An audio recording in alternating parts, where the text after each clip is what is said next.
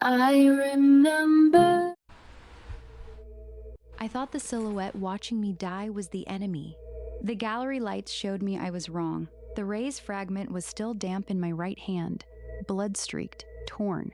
The only proof I had that something happened 30 years before I died. Sylvia called. No hello. You already know what he's going to offer. Don't take it before you know what it costs. The glass doors slid open. He didn't turn. He was in his early 50s, gaunt, silver hair, dark coat, standing under a single amber spot like he'd been waiting for hours. You still do that thing with your hand. My left hand was halfway to my scar. I hadn't noticed I was reaching for it. Ellis didn't threaten. He spoke like someone catching up with an old colleague, calm, familiar, like the last 3 years had been a vacation I forgot to send postcards from. You were never the target, Marcus. You were useful, and useful people get second chances if they know when to. Stop. He set an engraved lighter on the pedestal between us, silver, worn at the edges, old enough to have been carried for years. He gave you this. Said if he ever went missing, give it to the one. Who'd understand the weight? My hand tightened around the fragment. Quan. I hadn't heard that name in 3 years. I hadn't let myself think it. Walk away. Keep the fragment. Keep your crew. Keep your story. All of it clean. Just stop chasing a network bigger than your second chance. I almost took it. Right there. Clean survival, the thing I'd been chasing since I woke up. Alive. All I had to do was walk away from a name I'd already buried. One word. That's all it would take to refuse him. Just say Quan out loud, and the deal dies. But the name stayed in my throat, where it's been for 3 years. You knew what the list meant. You turned the page anyway. I have this thing. When the truth gets too loud to ignore, time stops. But it's not Ellis I see. It's me, 3 years ago. A desk, a list of names. Quan third from the top.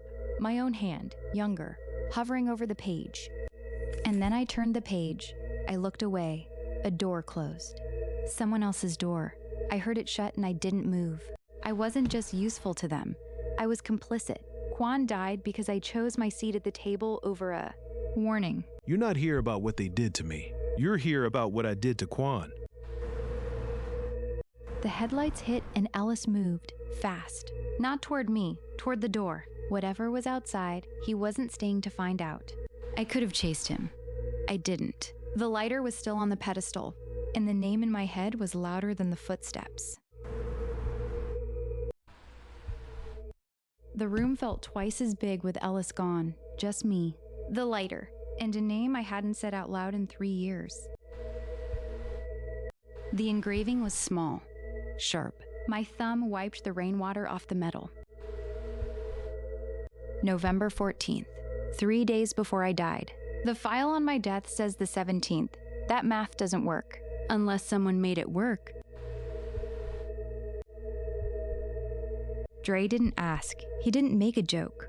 He looked at the lighter, looked at me, and he knew. I've touched this scar 100 times since I came back. Ownership, I told myself. Proof I survived. But this time, my hand stopped. I walked in chasing a man. I walked out carrying a name I should have said out loud. 3 years ago, Quan. The lighter says I died on the 14th.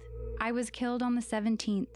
That gap, 3 days, someone filled it with a lie. And I'm gonna find I remember the way you smiled, like the sun breaking through the rain.